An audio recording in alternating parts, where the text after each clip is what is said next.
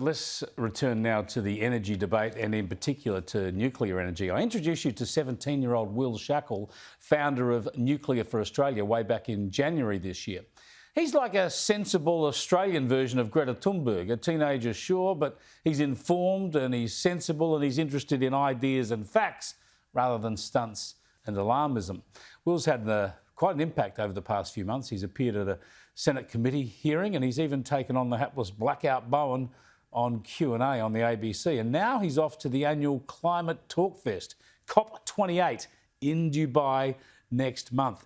Will joins me live from Brisbane. Good to talk to you, Will. This is quite an adventure for a Year 11 student from Brisbane. How did the COP trip come about?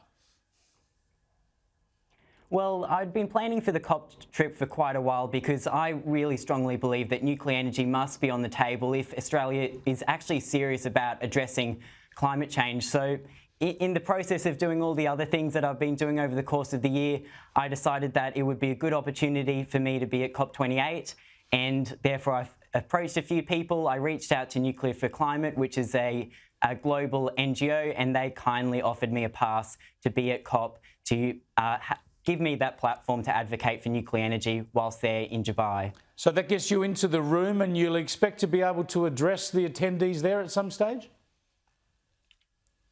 Yeah, so COP's interesting. How it works is that there's a green zone and a blue zone, and not to confuse your viewers, but I've been provided an opportunity to be in the blue zone, which is where the formal negotiations for COP28 will occur. So obviously I'm not going to be one of the main people in those negotiations, but hopefully I'll have some role and some ability to change some minds whilst they're at COP28 and hopefully bring nuclear energy into the agenda, because the fact is, if Australia wants to be serious about climate change and if the world wants to be able to solve climate change, then we can't just do it with renewables alone. Nuclear has to be part of that solution, or at very least considered and on the table in order to solve it. Yeah, it's great that you're going because that's a rational and factual position to put, and no doubt the official Australian delegation won't put it. They'll go ahead with this pretense that somehow Australia can do what no other country has done and go with a renewables plus storage process or scheme. So let's hope that you get to talk some sense to the Australian delegation as well.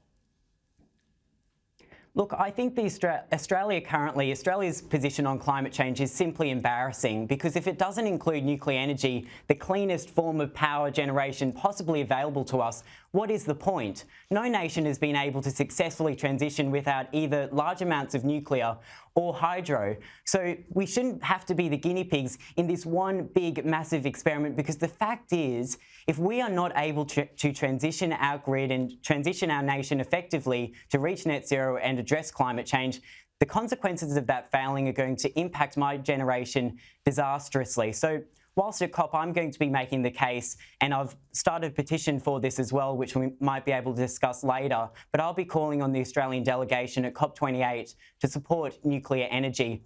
Because the fact is that not only should we have nuclear energy in Australia, but Australia should be supporting global efforts to use nuclear energy as well, because the fact is that in Australia we are uniquely positioned to be a good global citizen and help other nations decarbonise effectively with nuclear energy. We have the expertise, and boy do we have the uranium. We have the largest uranium reserves in the world.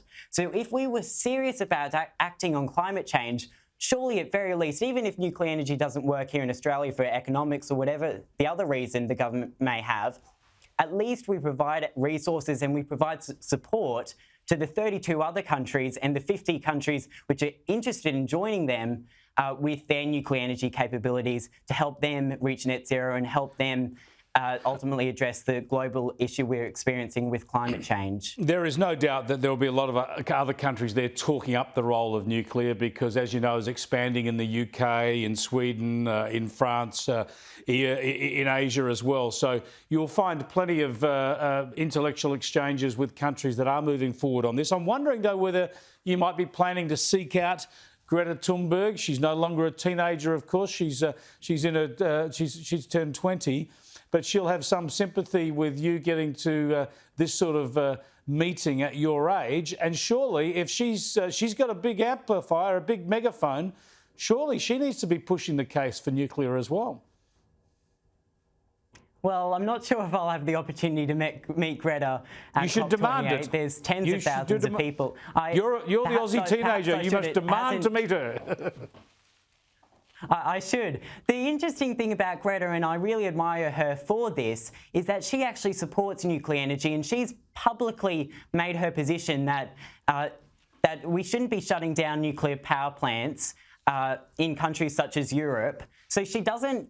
She's not advocating for countries like Australia to introduce nuclear energy for the first time, but she's not, at very least, she's not advocating for nuclear power plants to be shut down, because she sees the role that nuclear energy has as a solution for climate change. I think given the platform that she has and given her passion for climate change, it would only make sense for her to go that next step and to really join me and other advocates from around the world calling for new nuclear reactors to be built, and not just the current reactor infrastructure to be maintained. Good on you, Will. Get her on board. Thanks for talking to us, and good luck on the trip. You're doing fantastic work on this issue. Full of admiration for you. And so good luck. And I just want to put up here, as we say goodbye to Will, just put up the QR code he was referring to. This will get you to his new petition now that is calling on the Australian delegation at the COP28 to support nuclear energy. So if you want to push Australia down this path, use that QR code there on your screen and you can sign Will's second petition. Will Shackel there, live from Brisbane.